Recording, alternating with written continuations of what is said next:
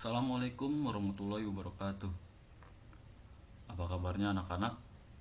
Bapak harap kalian dalam keadaan sehat dan selalu mendapatkan perlindungan dari Allah Subhanahu wa taala. Pada kesempatan hari ini, kita akan pelajari mata pelajaran sejarah kebudayaan Islam, materi tentang perekonomian masyarakat Arab pra-Islam yang terdapat di bab 2, bagian B. Tata cara berdagang Arab pra-Islam. Sebelum kita memulai pembelajaran, alangkah baiknya kita membaca lafaz basmalah. Bismillahirrahmanirrahim.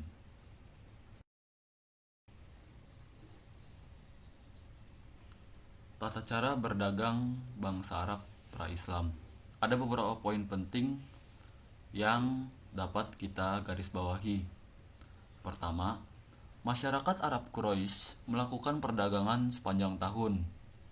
Jadi dalam satu tahun, pasti masyarakat Arab Quraisy akan melakukan perdagangan, baik itu di musim panas maupun musim dingin.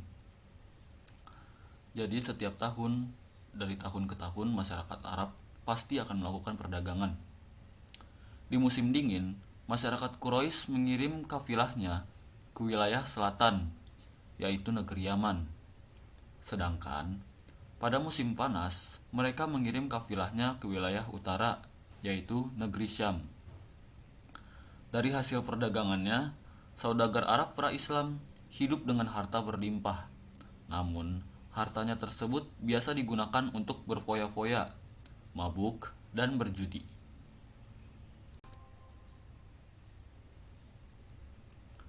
Tata cara berdagang bangsa Arab pra-Islam terdapat 3 cara. Yang pertama, kerjasama dengan cara bagi hasil. Kerjasama dilakukan oleh dua pihak. Pihak pertama adalah orang yang memiliki dagangan, sedangkan pihak kedua adalah orang yang menjual dagangan. Jadi, pihak pertama itu orang yang punya barang, tapi dia tidak tahu cara menjual barangnya bagaimana. Nah, lalu pihak kedua ini adalah orang yang menjual barang dagangan pihak pertama. Keuntungannya dibagi antara kedua pihak. Misalnya, keuntungannya dibagi 30% untuk pihak kedua dan 70% untuk pihak pertama. Jadi jika ada uang 10.000, maka 3.000 untuk yang menjual dan 7.000 untuk yang punya barangnya. Cara berdagang tersebut juga dilaksanakan Nabi Muhammad dengan Khadijah.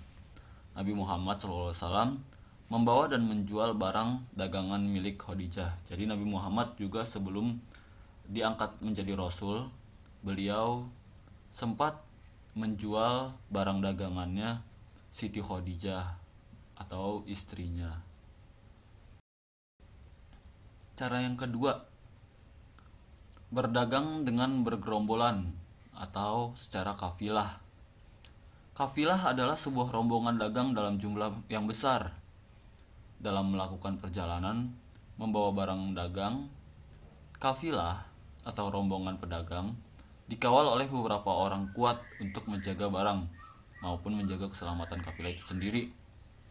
Jadi pada zaman dahulu, kafilah itu setiap ingin berpergian atau setiap ingin menuju satu tempat, karena ia membawa barang-barang dagangan yang mana barang-barang itu merupakan barang-barang yang berharga, mereka akan dikawal oleh orang-orang yang bertubuh kekar dan kuat agar mereka terjaga baik keselamatan maupun barang-barangnya itu sendiri dari para pencuri atau orang yang ingin merampas barang dagangannya.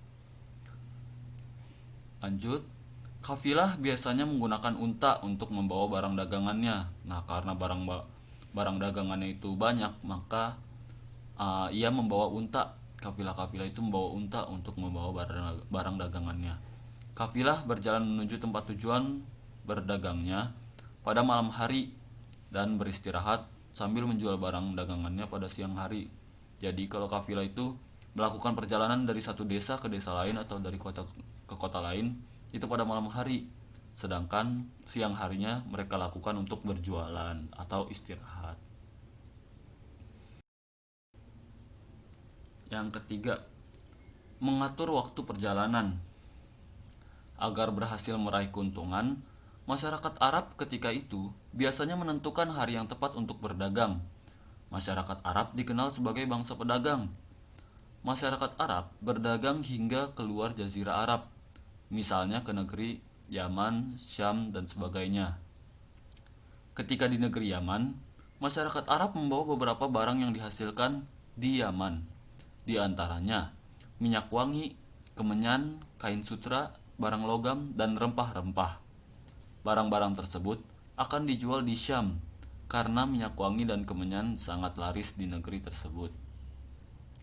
Ketika di Syam, masyarakat Arab membawa beberapa barang yang dihasilkan di Syam, di antaranya gandum, minyak zaitun, dan tekstil.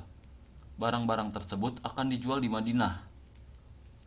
Pusat perdagangan yang terkenal di Arab adalah Pasar Ukaz. Kebiasaan berdagang masyarakat Arab pra-Islam tersebut dijelaskan dalam surat Quraisy yang dapat kalian baca di buku kalian masing-masing pada halaman 19 beserta artinya. Ya, jadi kesimpulan pembelajaran pada hari ini yakni orang-orang Arab pra-Islam memiliki tata cara berdagang. Orang-orang Arab pra-Islam dikenal sebagai bangsa pedagang karena mereka berdagang sepanjang tahun. Mereka memiliki 3 cara dalam berdagang. Ya, cara yang pertama yakni kerjasama dengan cara bagi hasil, yang mana hal itu dilakukan juga oleh Nabi Muhammad SAW dan Siti Khadijah.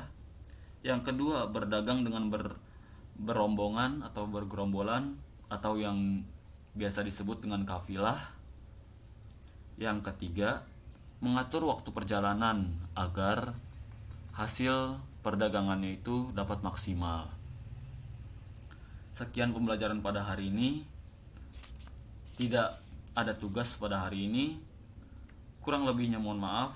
Billahi taufiq wal hidayah. Wassalamualaikum warahmatullahi wabarakatuh.